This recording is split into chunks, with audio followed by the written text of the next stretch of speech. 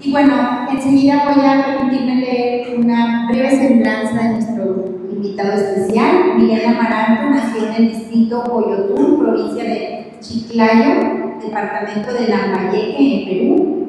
Desde el año 2002 radica en Torreón y sus cuentos y poemas se han publicado en revistas de México, Perú y Argentina. Entre sus libros de poesía destacan Más allá del sueño, Cenizas y subterráneo azul. Su libro de cuentos El ladroncillo de soles se publicó en el Perú en 2021 y La última cena del género narrativo es considerado como un libro que limita entre el cuento largo y la novela corta. Y bueno, pues sin más preámbulos, cedo el micrófono al verdadero protagonista de esta noche. Muchas gracias y nuevamente sean todos bienvenidos. Listo.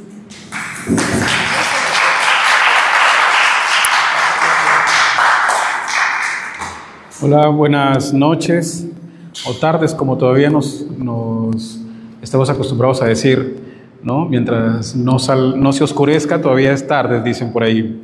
Me da gusto estar aquí nuevamente en el Archivo Municipal, agradeciendo a Cintia Gaspar y bueno, pues a Edgar Morales también por las atenciones y bueno, pues toda la gente que está aquí presente. Es un placer para mí dirigirme a ustedes y también contar pues con la presencia de personajes importantes como Jesús Sotomayor, que ya he tenido el gusto de que me ha presentado el libro Dinamita, Esplendor de un Nuevo Siglo, y bueno, pues uno de mis maestros de letras, aquí presente también el maestro Saúl Rosales, que creo que muchos coincidimos que es maestro de maestros, maestro, forjador de escritores en La Laguna. Y no voy a discutir eso, como dicen los memes, ¿verdad? Antes de iniciar, quiero comentarles que tengo aquí el libro Dinamita, Esplendor de un Nuevo Siglo, y ustedes dirán, bueno, ¿qué tiene que ver Dinamita con Juan Garrido, con los tlaxcaltecas, no? Bueno, sucede que cuando yo hago la investigación para escribir este libro del pueblo de Dinamita, Durango, pues tuve que buscar antecedentes y tuve que ir hasta muy atrás, ¿no? Tuve que hacer un viaje en el tiempo y decir, bueno, ¿de dónde parte todo? No podríamos decir, bueno, pues apareció una empresa en un lugar de La Laguna y de pronto, pum, el boom económico y de pronto desapareció así nada más porque sí. Tuvo que haber algo antes, ¿no? Entonces aquí se aborda temas desde la conquista de Tenochtitlan, también se hace mención de Juan Garrido. ¿Por qué? Por la importancia de este personaje. ¿Por qué la importancia de este personaje, Juan Garrido? Porque, para empezar, nosotros tenemos la idea de que cuando nos referimos a la época virreinal o cuando hablamos de la llegada de los españoles a América, se nos viene a la mente lo que la historiografía oficial nos ha enseñado, que es negros son esclavos y los indios pobrecitos sometidos porque pobrecitos de ellos no podían hacer nada, ¿verdad? Pero no nos hablan más acerca de cómo se dieron las alianzas, cómo fueron estos vínculos, estos pactos que hubo entre indígenas y españoles y quiénes fueron los protagonistas de estos pactos y de estos enfrentamientos también, ¿no? Entonces Juan Garrido es un personaje que nace en 1480 aproximadamente en África, en algún lugar de Guinea, ¿no? De la Guinea española, de la Guinea ecuatorial, y fue vendido como esclavo pues, a unos mercaderes portugueses, porque los portugueses eran los que comerciaban con los esclavos, ¿no? De hecho, hay una canción de un cantante peruano que hace una referencia, que él hace una fusión entre reggae y el afro, y dice algo así como que de los barcos portugueses se trajeron a la abuela, con escala en Cartagena, algo así. Pero ya nos da una referencia también, ¿no? Entonces, Juan Garrido, pues nace esclavo, ¿no? Y para 1495, con 15 años de edad, Juan Garrido, pues llega a Lisboa,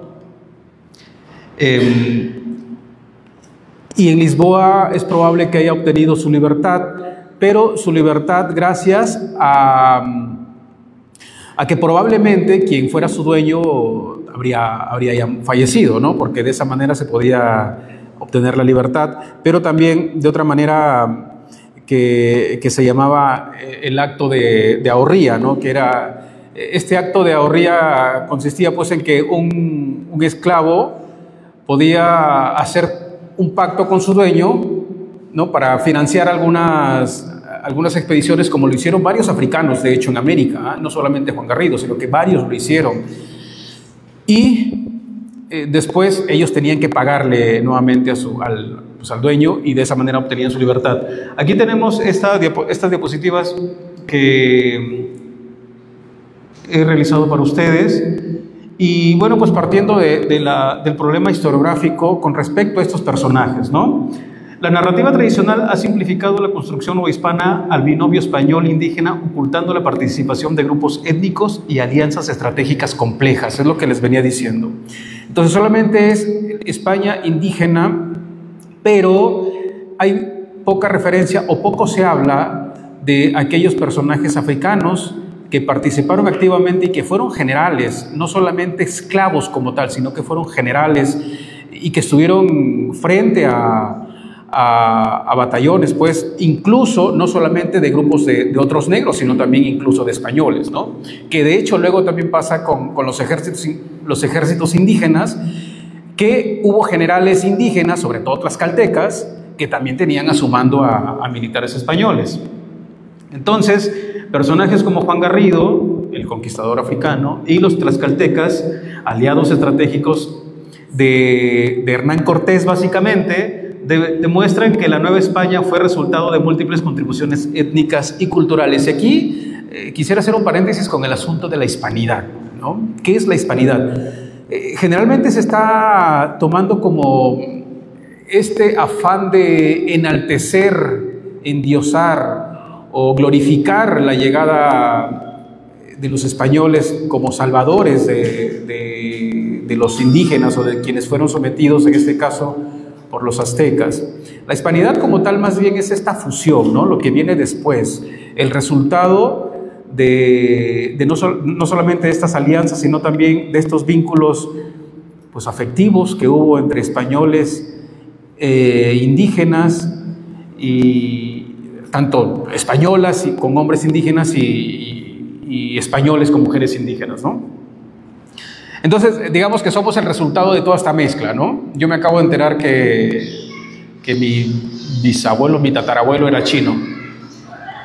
Bien, lo que ya les había comentado, el perfil biográfico de Juan Garrido, viene de África Occidental para 1480 aproximadamente, ¿no? La trayectoria americana, llega a Santo Domingo adoptando el apellido de su protector Pedro Garrido. Pedro Garrido es probablemente el heredero de quien fuera dueño de Juan Garrido, ¿no? Y gracias a él pudo embarcarse a América, llega a las Antillas y forma parte después de algunas expediciones Empieza a los 23 años, ¿no? Imagínense, ¿qué hacían ustedes a los 23 años? ¿Ya estaban conquistando algún territorio o apenas conquistando alguna chica, ¿no? O algún chico? Y para 1508, 1519, entre 23 y 39 años, en ese tiempo, participa en la conquista de Puerto Rico, o en las expediciones que van a Puerto Rico, Cuba, Guadalupe, Dominicana, y también la Florida, que de hecho la Florida lo hizo cuando llega a Cuba, pero también cuando lo hace después en la expedición a las Californias con Hernán Cortés. Y en 1519 a 1521, ya entre los 39 y 41 años, ya estaba participando en la conquista de Tenochtitlan. Le tengo envidia porque él ya tenía mi edad, ¿no?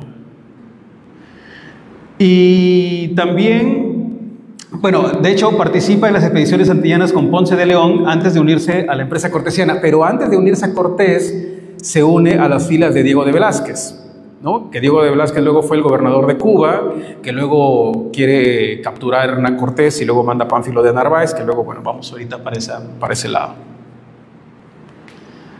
Luego uno quiere nada más hablar de dos personajes o de dos aspectos y luego salen más, ¿verdad? La participación militar de Juan Garrido. Es un conquistador con reconocimiento real, que de hecho este reconocimiento llega después en una solicitud que hace él, en una solicitud de su probanza, porque pasaron una serie de situaciones en una época ya cuando se establece el virreinato, que ahorita avanzamos a eso. En las expediciones antillanas, soldado experimentado en las campañas de Ponce de León, adquiere conocimiento militar y experiencia en territorios americanos antes de que llegue a México. Participa pues en la conquista de México Tenochtitlan. Esta participación está documentada como soldado de infantería en las huestes cortesianas. Representa el caso más notorio de conquistador de origen africano en la empresa mexicana. ¿Esto por qué? Porque es el brazo derecho o uno de los brazos derechos de Hernán Cortés, que ya después de ya establecida la Ciudad de México, ya renovada, es uno de los primeros en adquirir algún territorio, pero siempre estuvo al servicio de Cortés. Tiene un reconocimiento imperial de Carlos I, que le otorgó una pensión real, esto después de que hace la solicitud de su probanza.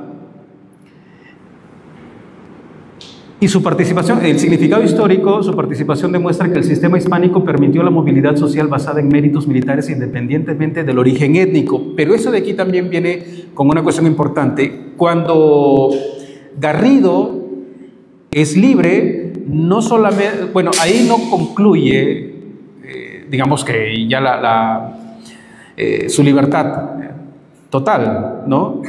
Sino que tenía que cumplir otra condición. En algunos casos tenían que aprender a leer y escribir, pero lo principal era ser cristianos, católicos. Entonces, probablemente ya en Sevilla, cuando se encuentra frente a otros africanos libres, quizá en ese momento adquiere también o se bautiza como católico.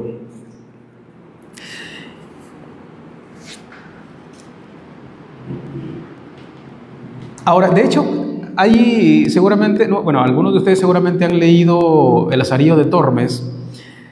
En El Lazarillo de Tormes ya se habla de algunos africanos libres, ¿no? Que están trabajando libremente sin ser esclavos propiamente, ¿no? Aquí tenemos la probanza de méritos de 1540. Esto sucede porque hubo, digamos, la primera rebelión de negros, y sucede que quien era virrey en ese momento lo que hace es solicitar a la corona que ya no manden más esclavos, ¿no? Porque pues desconfiaban de todos.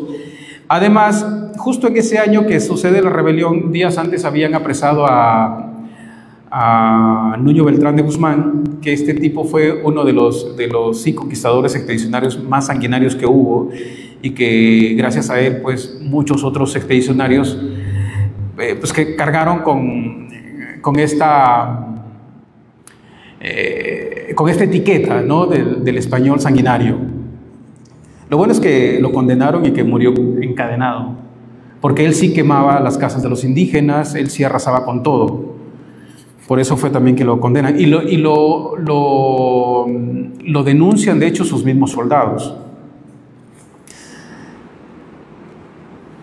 Antes de pasar a la probanza, después de la conquista de Tenochtitlan, después de la batalla de Otumba, Juan Garrido es una de las primeras personas en adquirir un terreno en la primera traza que hace Hernán Cortés en la ya ordenada Ciudad de México, ¿no? Para 1524 adquiere un solar en un tramo de la calle San Andrés sobre la calle Tacuba, y era un sitio preferencial. ¿Por qué? Porque por ahí pasaba la acequia de Chapultepec, y pues era un lugar propio para la siembra. Después de la caída de Tenochtitlan, más bien después de la Noche Triste, del evento de la Noche Triste, donde pues el ejército tlaxcalteca hispano o hispano-tlaxcalteca después de que tienen una baja considerable, Juan Garrido construye una ermita que se llama la ermita de los mártires, y esto pues en honor de los caídos, ¿no? Que después se convierte en la ermita de San Hipólito y que después ya se hace lo que es la iglesia, ¿no? Y también en 1521, en unos campos cercanos a esta ermita, sucede algo importantísimo para la historia de nuestra alimentación. Hay que echarle culpa a Garrido cuando engordemos. Juan Garrido siembra el trigo por primera vez en América. Resulta que en un costal de arroz había llegado, bueno, 2 o 3 semillitas de trigo. Entonces fue prácticamente experimental, ¿no? Juan Garrido lo que hace es sembrarlo, y de hecho López de Gómara, que ahorita les voy a leer lo que menciona, hace referencia pues a que se siembra, salen las espigas, eso lo vuelven a utilizar para la siembra, y así hasta que luego tienen una cantidad considerable para que ya empiecen a hacer la harina, y después comienzan ya las panaderías, ¿no? Que de hecho no hay un registro de quién fue el primer panadero. Se dice que probablemente Juan Garrido haya sido uno de los panaderos principales, porque él era el que manejaba el trigo bajo petición de Hernán Cortés, y que probablemente también haya tenido algunos molinos. O sea, en primer momento, después de lo de Tenochtitlan, Juan Garrido pues es un tipo como cualquier otro español que ha adquirido algunos beneficios y que pues de alguna manera vive generosamente bien, ¿no?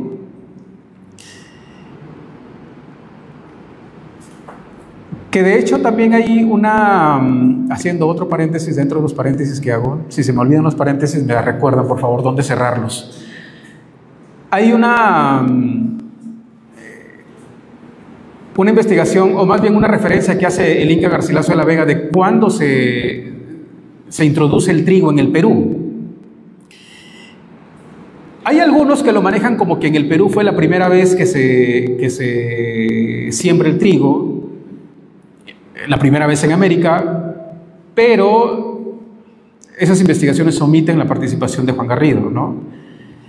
Y sí, en efecto, en 1540 sí hay una siembra propiamente, porque yo creo que lo de Garrido fue más experimental, ¿no? Parte de 3 granitos y después empieza ya a hacerlo más grande. Pero la noble María de Escobar, que llega a Trujillo, curiosamente sale de Trujillo, España, y llega a Trujillo, Perú. Ella fue esposa de Francisco de Chávez, que fue un militar que participa y que se vuelve la mano derecha también de Francisco Pizarro en la conquista del Perú. Después de que los almagristas, digamos, los enemigos que en un inicio habían sido los aliados de Francisco Pizarro, tienen estos conflictos, después de que matan a Francisco Pizarro, pues también matan a Francisco de Chávez. Entonces, pues, doña María de Escobar dice, ¿ahora qué hago, no? Ya estoy sola. Pero tenía billetes, ¿no? Yo creo que uno solo con billetes sí puede hacer cosas. Entonces ella manda a pedir costales de trigo y reparte a campesinos de Lima, a campesinos de Cañete, incluso lo lleva a Cusco para hacer las primeras siembras. Y de hecho se había prohibido el consumo del trigo, al menos durante 3 años, y esto con el fin de que se produjera más trigo para tener tanto para hacer la harina como para poder seguir sembrando. Con respecto a la siembra, a la participación o a esta iniciativa de Juan Garrido en la siembra del trigo, López de Gómara dice lo siguiente, eso es textual, no lo he escrito yo. Dice, a ver, creo que aquí lo tengo más claro.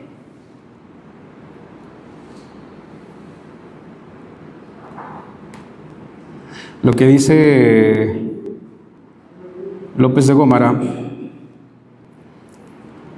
porque de ahí se toman pues las referencias de de que él fue, porque no hay mucha documentación. Aquí hay un asunto también de que falta documentación con respecto a la biografía de Juan Garrido, porque solamente se tiene más que nada la probanza que él escribió, que él solicitó al rey de España para que se le reconociera como conquistador, pues, ¿no? Y que tuviera los beneficios. Porque durante la rebelión de los africanos, de los negros, sucede que, por un lado, se prohíbe o el virrey solicita que ya no entren más esclavos, y por otro lado, se les prohíbe a todos los negros y mulatos la aportación de espadas o dagas o cualquier cosa que pareciera un armamento, ¿no? Entonces se les quita todo eso y afecta también a la gente que no tenía nada que ver con la rebelión. En este caso le afecta a Juan Garrido. Entonces Juan Garrido, que ya había llegado después de una expedición con Hernán Cortés, que él mismo también había financiado su expedición, que llega pobre, dice, bueno, pues ahora ya necesito lana, ¿no? Y esto me está afectando, ahora le voy a escribir al rey para que pues, me reconozca, ¿no? Y es cuando hace este escrito y existe esta referencia. Entonces dice, un negro de Cortés que se llamaba, según pienso, Juan Garrido, sembró en un huerto 3 granos de trigo que halló en un saco de arroz. Nacieron los 2 y uno de ellos tuvo 180 granos. Tornaron luego a sembrar aquellos granos y poco a poco hay infinito trigo.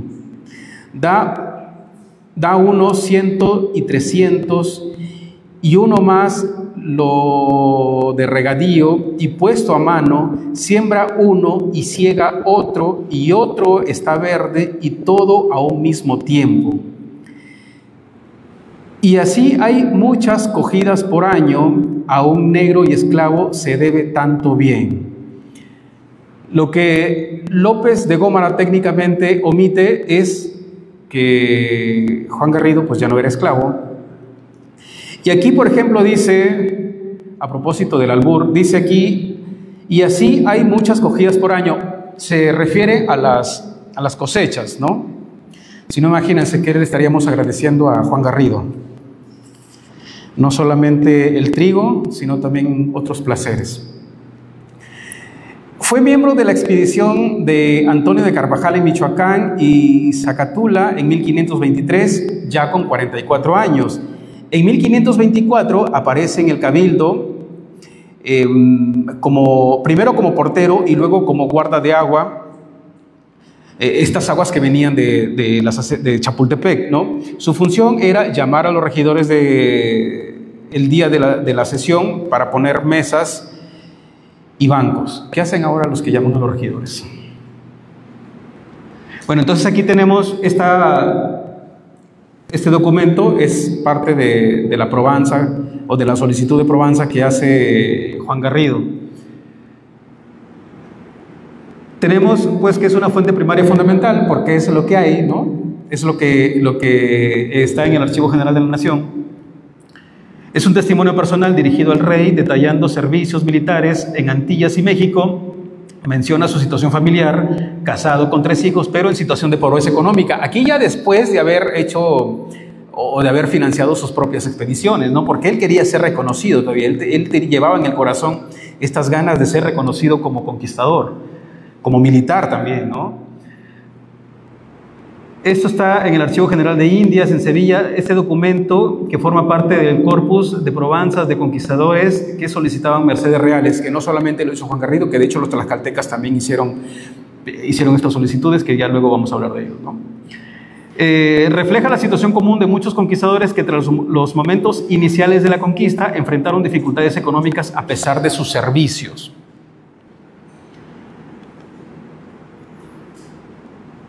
Bueno, las innovaciones agrícolas que se dan gracias a la siembra del trigo, porque una vez que se realiza la primera siembra, en ese momento pues no tienen los elementos necesarios para poder hacer siembras masivas, ¿no? O sea, todavía carecían de los arados, de los animales que jalaran estos arados. Pero sí hubo un impacto económico, porque gracias a esto no solamente es la siembra o la promoción de este producto, sino que también se genera los primeros molinos para realizar la harina, y después también el pan, que eran muy estrictos con la hechura del pan. No significa, sino que gracias a esta siembra es que, digamos que su contribución a lo que es la derrama económica en el momento, pues fue fundamental. Y representa la síntesis de 3 continentes: manos africanas, semillas europeas y tierra americana, ¿no? Y Juan Garrido fue un hombre que pisó 3 continentes, ¿no? Desde África, en la Guinea, después pues a la parte europea, ¿no? Llegando primero a Portugal, perdón, a Lisboa, luego a Sevilla, y de ahí a tierras americanas. Y aquí hay otra cuestión importantísima también con respecto a Juan Garrido, que aparece en el Códice Azcatitlán. Aquí podemos ver en esta imagen que hay una representación de un personaje que está pintado con otro color, ¿sí? De acuerdo a las fuentes y de acuerdo a la vida que tuvo Juan Garrido, es probable que los indígenas, sobre todo los tlaxcaltecas, hayan dejado registro de él en este códice. Aquí lo vemos junto a Hernán Cortés. Aquí estaría pues Malinche, Malinali, y él está al frente, ni siquiera está atrás de un batallón, está al frente. El Códice de Azcatitlán es un manuscrito pictográfico mexica que relata 500 años de historia. Su tercera sección aborda la conquista y el periodo novohispano temprano. Ahora, esto de aquí también, estos códices también empiezan a realizarse, ¿para qué? Para que se manden a España y que el rey de España reconozca que varios grupos étnicos participaron en estas alianzas. Porque aquí hay una cuestión interesante. Los indígenas, en este caso, por ejemplo, los tlaxcaltecas, no pactaron con la corona española, pactaron con Hernán Cortés, ¿no? Entonces su alianza fue con él. Pero ahorita nos vamos para allá. Representación de Garrido. Los tlacuiloque, que eran los pintores, incluyeron la figura de Juan Garrido en sus representaciones de la conquista, evidenciando que su presencia fue notable para los observadores indígenas. Ahora, también las tribus totonacas tenían un dios que era el dios... Ay, siempre se me olvidó, ahorita le digo. Tezcatlipoca, ¿no? Que era un dios negro. Pero resulta que, luego suena gracioso, ¿no? Pero pues era lo que era, ¿no? Resulta que estos... Lo que hacían era que a los que iban a sacrificar en nombre de este dios, pues los pintaban con alguna especie de betún o con alguna especie de petróleo primitivo, ¿no? Y los ponían negritos para poder sacrificarlos. Cuando empiezan a llegar esclavos, ellos creían que llevaban gente para sacrificio, ¿no? Entonces decían, bueno, pues primero nosotros los preparábamos, pero ahora ya vienen listos ya para el sacrificio. Pero como Juan Garrido era militar y siempre estuvo al frente, se ganó el respeto y estos grupos indígenas creían que Juan Garrido era Tezcatlipoca. Y por eso pues lo vinculaba mucho con esta deidad, ¿no? Esta representación muestra cómo los pueblos indígenas interpretaron la presencia africana dentro de sus propias categorías cosmogónicas, integrándola en su comprensión del proceso de conquista, ¿no? Aquí pues hubo esta sincronía, no solamente entre españoles indígenas, sino también entre españoles, africanos incluso también con los indígenas, ¿no? Ahora sí vamos con los tlaxcaltecas. Los tlaxcaltecas son mis compas. Con los tlaxcaltecas pasa una cuestión muy interesante de cómo es que se da estas alianzas al principio. Como les dije, la alianza que tiene los tlaxcaltecas no es con la corona española, la alianza que tienen es con Hernán Cortés, ¿sí? Y bueno, pues dentro de esta alianza, dentro de estos enfrentamientos que tiene el ejército hispano-tlaxcalteca, participa también Juan Garrido. Por eso es que este vínculo entre este personaje y los tlaxcaltecas. De hecho, algo que quería comentar también es que lo que sí no está claro es que si Juan Garrido sale desde Cuba con Hernán Cortés o si llegó con Pánfilo de Narváez y después se une a la comitiva de Cortés después de que Cortés vence a Narváez. La cosmovisión tlaxcalteca y fundamentos de la alianza. Las diferencias cosmogónicas. Los tlaxcaltecas adoraban a Camaxtli, que era dios de la guerra defensiva y de la resistencia. A diferencia de los mexicas, ellos tenían un dios más expansionista, ¿no? Entonces, mientras que los mexicas buscaban extenderse, los tlaxcaltecas resistían.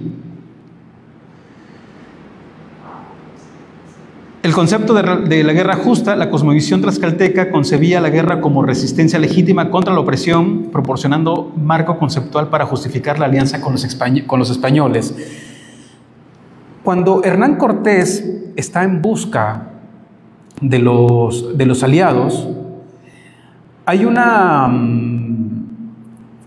versión que menciona que antes de que los españoles pactaran con los tlaxcaltecas, habían hecho, digamos, un pacto con los mexicas para enfrentar a los tlaxcaltecas, nada más que no pudieron.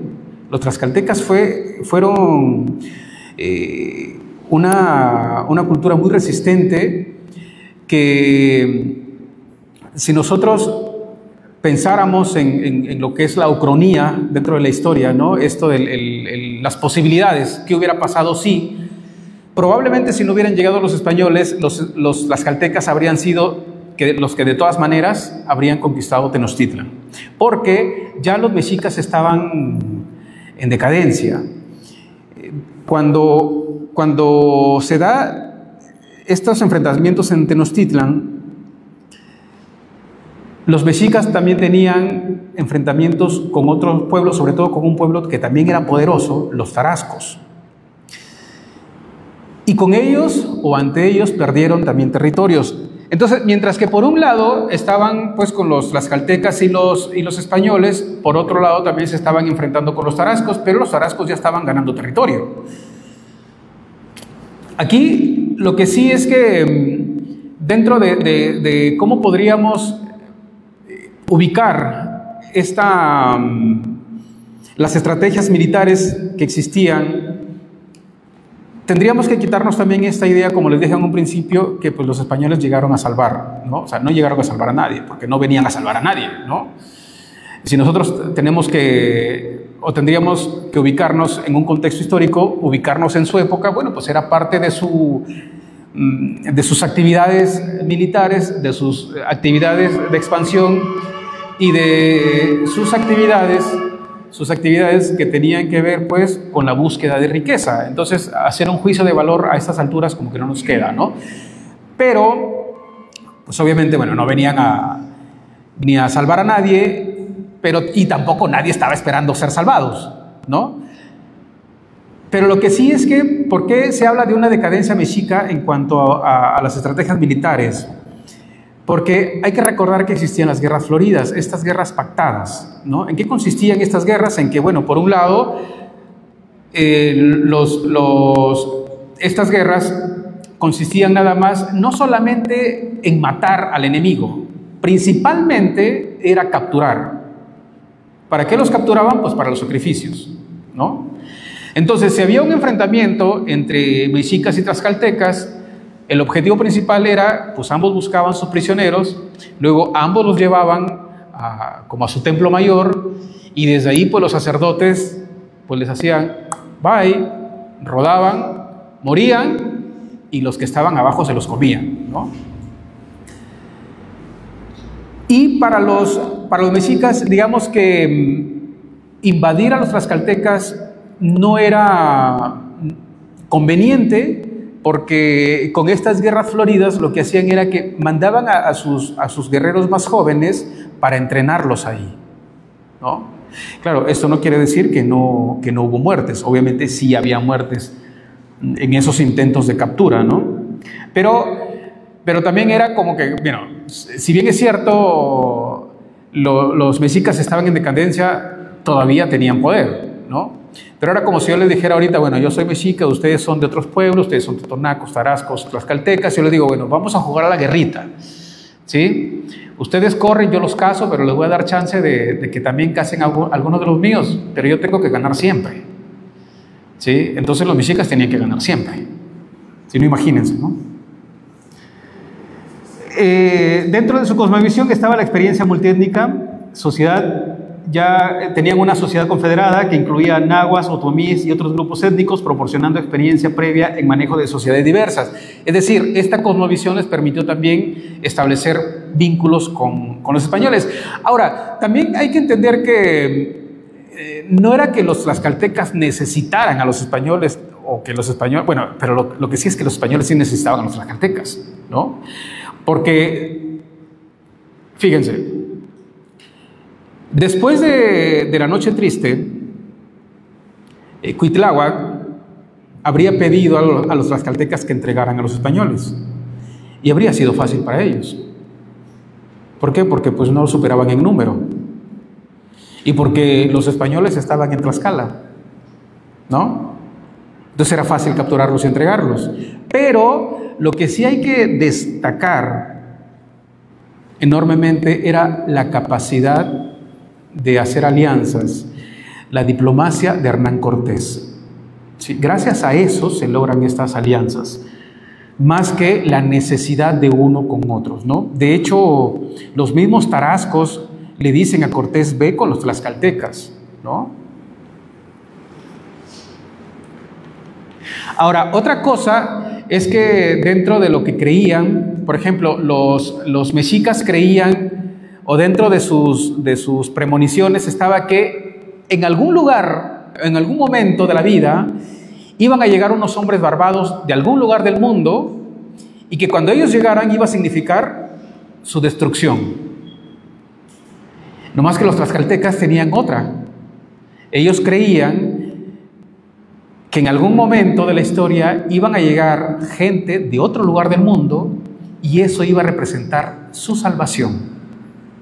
Entonces, cuando llegan los españoles y le hablan del Dios cristiano, del Dios único, del Dios salvador, para los tlaxcaltecas es más fácil hacerse cristianos, ¿no? Y por eso los tlaxcaltecas son los aliados indispensables para, no solamente para enseñar agricultura, entre otras cosas, a otros pueblos de lo que viene siendo ya la conformación de la Nueva España, sino que también evangelizaron. Los tlaxcaltecas también evangelizaron. Dentro de su organización política de los tlaxcaltecas tenían una estructura federal, era una confederación de 4 altépetls o pueblos o reinos, y bueno, estos estaban en Tlatoani, Supremo, tenían un sistema político único en Mesoamérica donde predominaban monarquías centralizadas. O sea, era una ciudad compleja, ¿no? Y eso nos quita esta idea de que, pues llegaron los españoles y llegaron con los indígenas, pobrecitos que no sabían nada, ¿no? Obviamente, pues gente que sacrifica humanos, sí, no son angelitos, ¿no? Una composición multiétnica tenía una población hablante de náhuatl, otomí y otras lenguas mesoamericanas. Esta diversidad étnica interna proporcionó experiencia en manejo de sociedades complejas. Entonces, como los tlaxcaltecas ya tenían esa experiencia, obviamente, pues el hecho de aliarse con los españoles, y que por consecuencia no solamente con los españoles venían propiamente españoles, sino que también venían africanos, entonces esta integración fue más fácil de realizarse. En las élites gobernantes tenemos el pipitlin, la nobleza hereditaria que controlaba el poder político y militar. Esta clase dirigente negoció directamente la alianza con Cortés como entidad política autónoma. Ahora, no quiere decir que porque los tlaxcaltecas hayan pactado con Cortés todos estaban de acuerdo. Había un grupo que no estaba de acuerdo con este pacto. Y aquí viene también una cuestión que tenemos que entenderlo de la manera en cómo funcionan las sociedades, ¿no? Ahora, por ejemplo, vemos a distintos partidos políticos, que no lo voy a mencionar para que no me vapuleen, pero vemos que de pronto hay un candidato de un partido político, ¿no? Vamos a decir, son torreonenses, pertenecen a un partido político y de pronto, por angas o mangas, ya pertenecen a otro partido político, ¿no? Y cuando pertenece a otro partido político ya se hace enemigo de su ex partido político, ¿no? Entonces vivimos en una sociedad de enemistades, en una sociedad que cada vez nos dividimos más, que de hecho eso, cuando se dan las mal llamadas independencias, se logra gracias a la división que se da en toda América. Entonces, cuando está este desacuerdo entre algunos grupos de tlaxcaltecas que no querían el pacto con Cortés, cuando ganan y tienen los tlaxcaltecas vencedores los privilegios, pues también hay una limpia, ¿no? Entre ellos mismos, pues hay una limpia. Los que no están de acuerdo, a ver qué les hacemos, los desaparecemos, lo hacemos pozolito, o a ver qué hacemos con ellos. Pero, obviamente, estas animadversiones surgen también. Y no solamente entre ellos, ya después, cuando se dan ya las sociedades propiamente, los tlaxcaltecas y todas las otras entidades que habían pactado con Cortés se dan cuenta pues que no habían pactado con la corona española, ¿no? Sino que habían pactado con Hernán Cortés. Pero para 1527 más o menos hay un grupo de la nobleza tlaxcalteca que va a España para ser reconocidos como nobles indígenas y nobles conquistadores. Una cuestión importantísima e interesante es que los tlaxcaltecas nunca, jamás de los jamases, se consideraron conquistados. Ellos eran conquistadores, ¿sí? Por eso es que pudieron fundar varios pueblos en todo lo que, o en gran parte de lo que fue la Nueva España, ¿no? Estuvieron con Luis de Carvajal en la fundación del nuevo Reino de León, estuvieron también con Alberto del Canto en la fundación de Saltillo, incluso en la refundación, creo que Monterrey se funda como 4 veces, con Diego de Montemayor, también van tlaxcaltecas hacia Monterrey, partiendo de Saltillo. Los que van con Francisco de Ibarra hacia Durango, pues también van tlaxcaltecas. Los que vienen también con Juan Agustín de Espinosa a fundar estos puntos que conformaron en un inicio, bueno, que todavía son parte de la comarca lagunera, también llegaron familias tlaxcaltecas, ¿no? Incluso Antón Zapata también venía de ellos, de los tlaxcaltecas. El gobierno compartido, sistema de decisiones consensuadas entre los señores caciques de cada altépetl, formando una federación que facilitó la negociación unitaria con los españoles. Como les digo, claro, sí tuvo que haber un consenso, pero había también desacuerdos, ¿no? Es como ahorita, pues, ¿no? ¿Todos están de acuerdo con la presidente? Pues no creo que todos, ¿no? Pero hay gente que sí. Entonces hay divisiones también. Esta es parte de un lienzo en el que nos muestra cómo estaba distribuida la ciudad de Tlaxcala, ¿no? Aquí como esta parte como con su templo mayor, de hecho aquí se ve como una virgencita ya, y las noblezas. Otra cosa interesante es que los tlaxcaltecas eran elitistas. Cuando llegan a San Esteban de la Nueva Tlaxcala, lo que ahora es Saltillo, ellos llegan pues para apaciguar a las tribus chichimecas, a solicitud de los españoles que estaban en Saltillo. Pero ellos dicen, sí, te hacemos el paro, pero nosotros nada más queremos ser nosotros.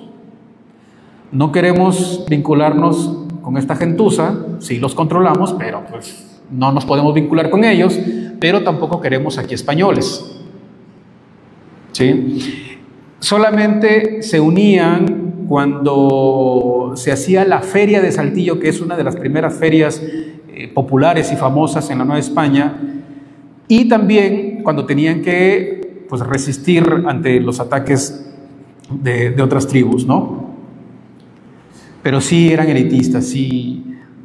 Hay gente que no cree que la nobleza tlaxcalteca también tenía empleados españoles. Y bueno, aquí tenemos las capitulaciones de 1591. Hay un documento firmado por el virrey Luis de Velasco como contrato negociado, no como orden imperial. Lo que les decía, o sea, no hay un pacto directamente pese a que el rey de España los reconoce como indios conquistadores, no hay un pacto oficial, ¿no? Una distinción fundamental que reconocía el estatus político privilegiado tlaxcalteca. Sí, los tlaxcaltecas eran privilegiados, tenían, bueno, además de que no pagaban ningún tributo, tenían derecho a portar armas, a montar caballo, cosa que no hacían otros.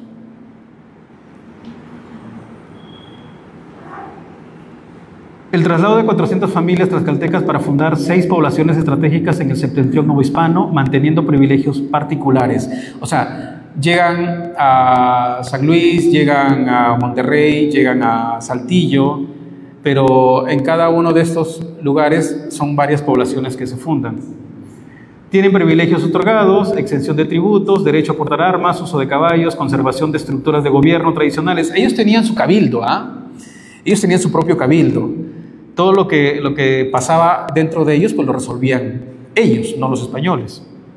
Que eso también pasó, por ejemplo, en el Perú, que también tenían su cabildo. Entonces, por ejemplo, si un indígena tenía alguna situación con otro indígena y se iba a los cabildos españoles, le decían, no, pues es que aquí no te podemos ayudar, ¿no? Porque una cosa que sucede con la llegada de los españoles, y cuando ya se empiezan a establecer las ciudades y las organizaciones políticas, administrativas, se dan cuenta que hay una cuestión importantísima. Hay un derecho consuetudinario que ellos no pueden resolver, ¿no? Entonces, por eso dicen, ellos que resuelvan lo suyo y nosotros lo nuestro, ¿verdad? La función geoestratégica, las fundaciones tlaxcaltecas servían como avanzadas civilizatorias en la frontera chichimeca, extendiendo efectivamente los límites de control hispánico, ¿no? Entonces, en lugares estratégicos, ellos estaban presentes. Aquí tenemos, por ejemplo, lo que es San Esteban de la Unidad Tlaxcala, pero aquí está las fundaciones, conquistas, fundaciones, rojo y conquistas de los tlaxcaltecas, ¿sí? O sea, ellos también obtuvieron sus propias expediciones. En San Esteban de la Nueva Tlaxcala, que se funda en 1591, hay un contingente fundacional, 71 familias tlaxcaltecas y 16 solteros llegaron en julio de 1591. Establecimiento oficial el 13 de septiembre de 1591 en terrenos cedidos por autoridades españolas. La organización urbana, mantenimiento de separación física, lo que les decía, respecto al asentamiento español, ¿sí? Tenían que estar divididos por un canal de riego. Esta disposición permitió preservación de la identidad cultural tlaxcalteca. La infraestructura religiosa, construcción de la parroquia de San Esteban en 1592. Fíjense, de 1521 a 1592 ya los tlaxcaltecas eran católicos. Y esta parroquia todavía existe en Saltillo. La función estratégica, San Esteban funcionó como cabecera desde la cual se irradiarían otras fundaciones tlaxcaltecas por todo el septentrión novohispano. O sea, de Saltillo parten hacia otros lugares. Aquí vemos las excursiones en San Luis Potosí y en Nuevo León, ¿no? Santa María de las Charcas, San Sebastián, Agua de Venado, San Jerónimo del Agua Hedionda, pues así le llamaban, no eran los principios de las ciudades. San Miguel Mezquitic de la Nueva Tlaxcala, Tequisquiapan, la Asunción Tlaxcalilla, hoy ciudad de San Luis Potosí, y bueno, pues en Nuevo León tenemos Lampazos, Bustamante, Villaldama, Sabinas Hidalgo, Higueras, Guadalupe, ¿qué dice aquí? Gualachixes, y bueno, todo esto en Nuevo León. Entonces, no solamente es que llegan a un lugar y ya, sino que se establecen, pero hay varios lugares. Recordemos que, bueno, aquí dentro de la leyenda está todo lo que es azul, es Nuevo León, y la presencia tlaxcalteca en todo lo que es rojo. Aquí también vemos esta parte, ¿no? O sea que eran unos loquillos los tlaxcaltecas, ¿no? No solamente andaban en un solo lugar, sino que estuvieron en toda la Nueva España. Ahora, en la parte de Coahuila, lo que les había comentado también, en 1598, a Parras están en Monclova, también Nava, Nadadores, Candela y Viesca. De hecho, creo que un buen grupo de tlaxcaltecas compra lo que fue San José del Álamo. En Nuevo León, pues está Monterrey, Guadalupe, Bustamante, Villaldama. En Texas, San Antonio, que es el límite septentrional. Hay que recordar pues que con la invasión estadounidense se pierde la mitad, si no es que un poco más de la mitad de lo que fue el territorio del ya México, ¿no? Porque cuando se da la proclamación de independencia con Agustín de Iturbide, con su plan de Ayala, todavía se conservaba pues esos territorios, ¿no? De lo que era el septentrión novohispano. Bueno, otras es en San Luis Potosí y en Colotlán. La función militar especializada tenían pues el Cabildo de San Esteban. Fíjense, 1666, 10 soldados para perseguir al enemigo. ¿Quiénes eran el enemigo?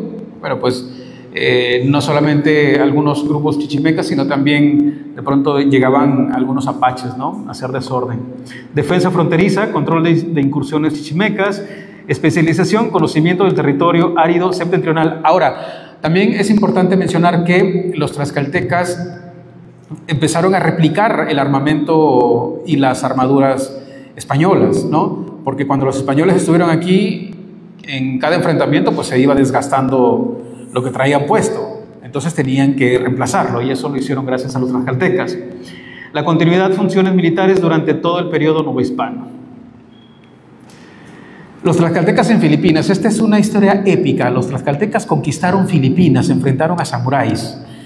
Y esa es una de las historias épicas que hay que seguir contando, porque fíjense, una de las cosas en las que yo tengo que aclarar generalmente a mis alumnos en las escuelas es que muchos se sienten menos por su color de piel. Entonces yo les digo, bueno, pues es que los tlaxcaltecas eran una nobleza, los tlaxcaltecas eran una